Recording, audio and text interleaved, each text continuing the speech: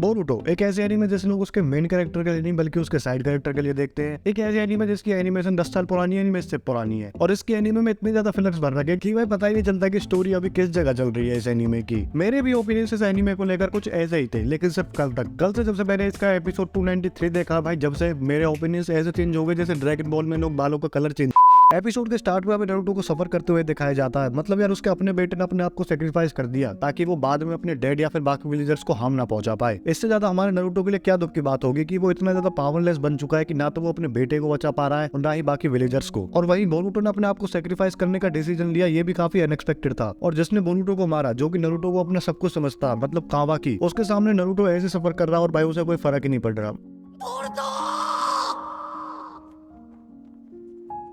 मतलब यार कवाकी तू इतना बदतमीज कब से हो गया यार। मुझे याद है जब कवाकी ने एक बार हिमावारी का वो गिफ्ट तोड़ दिया था और उसने दोबारा बनाया था। उसे कितनी मेहनत लगी इस बनाने में, लेकिन उसने दोबारा बनाया था। उसे देख के काफी अच्छा लगा था, काश वो वाला कवाकी दोबारा आ जाए। नारुतो इतना ज्यादा दुख में होता है इस सीन में कि वो एक पल के लिए अपने विलेजर्स की भी परवाह करना छोड़ देता है। उसके लिए अपना बेटा, अपनी फैमिली टॉप प्रायोरिटी होती है इस सीन में। लेकिन तभी बोरुटो जिंदा हो जाता है और बोलता है कि कौन मर गया। और इसके बाद जो इस एपिसोड में स्टोरी डेवलप होती है भाई, उसके बाद मुझे रीजन मिल गया कि मुझे इस एनीमे को क्यों देखना चाहिए। और अभी तक मैंने इसके जितने सारे एपिसोड देखे थे भाई, वो मुझे वर्थ इट लगने लगे। जब हमारा बोरुटो उठता है तो जो उसकी चेस्ट पे होल हुआ था जो कि कवाकी ने किया था, वो पूरा हील हो चुका होता है और उसकी जगह पर एक बड़ा सा कारमा जैसा कुछ आ जाता है। और इसी के बाद अगले सीन में हमें मोमोसेकी देखने के लिए मिल जाता है। और जब बोरुटो उससे पूछता है कि ये सब क्या हो रहा है, मैं अभी तक भी जिंदा क्यों, तो मोमोसेकी बताता है कि अगर मेरी वेसल खत्म हो जाती तो उसके साथ मेरी सोल भी खत्म हो जाती, जैसा कि इसी के साथ हुआ था। और इसके बाद मोमोसेकी बोरुटो को बताता है कि तुम्हारे हार्ट और लंग्स के कुछ पार्ट डैमेज हो गए थे और मैंने अपने कारमा का यूज करके उन पार्ट्स को रिप्लेस किया है। और अगर मैं ऐसा नहीं करता तो तुम कब के मर चुके होते और तुम्हारे साथ मैं भी खत्म हो जाता। तो बोरुटो थोड़ा सा खुश हो जाता है और स्माइल करते हुए मोमोसेकी से कहता है कि मैं जीत गया, जो तुमने भविष्यवाणी की थी वो गलत साबित हो गई, मेरे पास अभी भी सब कुछ है। And here comes the most creepy part. भाई जो मोमोसेकी ने स्माइल की उसे देख के भाई सच में गूज़बम्स आ गए। और फिर मोमोसेकी कहता है बोरुटो से, वो दिन आएगा, वो दिन बहुत ही जल्दी आएगा जब ये तुम्हारी नीली आके तुमसे तुम्हारा सब कुछ छीन लेंगी और उस टाइम मेरी ये भविष्यवाणी सच साबित होगी। अब तुम सीन समझो यार, बोरुटो एक दूसरा ओत्सुत्सुकी बन चुका है क्योंकि मोमोसेकी जिस कारमा को अपने लिए एक्सट्रैक्ट कर रहा था बोरुटो की बॉडी से, वो उसी की बॉडी में यूज करना पड़ गया और मोमोसेकी अब हमेशा के लिए बोरुटो के अंदर ट्रैप हो गया है। और दूसरी तरफ बोरुटो एक मैच्योर सैक्रिफाइस बन चुका है टेंटेल्स के लिए। तो अब कोड भी अपनी पूरी कोशिश करेगा बोरुटो को सैक्रिफाइस करने के लिए। खैर मांगा रीडर्स ने बहुत आगे की स्टोरी पढ़ रखी है तो भाई उन्हें पता है कि इस एनीमे में क्या होने वाला है। और मैं एक मांगा रीडर नहीं हूँ, मैं तो सिर्फ एनीमे देखता हूँ, तो मैं तो सिर्फ गेस कर सकता हूँ कि क्या होने वाला है आगे। और इसके बाद हमें देखने के लिए मिलता है भाई टाइम स्किप वाला सीन, जिसमें कावाकी का मकसद है लॉर्ड सेवंथ को बचाना। उसके लिए बेशक उसे किसी की लाइफ सैक्रिफाइस करनी पड़े, लेकिन उसके लिए सिर्फ लॉर्ड सेवंथ की लाइफ मैटर करती है। वही बोरुटो जो उसके ऊपर प्रोफेसी हुई है उसे वो गलत साबित करना चाहता है कि ऐसा नहीं होगा। और वहीं दूसरी तरफ कोड को भी पता लग जाता है कि बोरुटो अभी भी जिंदा है और वो एक अब ओत्सुत्सुकी बन चुका है। और इसी के साथ ये एपिसोड खत्म हो जाता है, जिसमें हमें टाइम स्किप के बाद का भी एक सीन दिखाया जाता है और एपिसोड को इस तरीके से खत्म किया जाता है।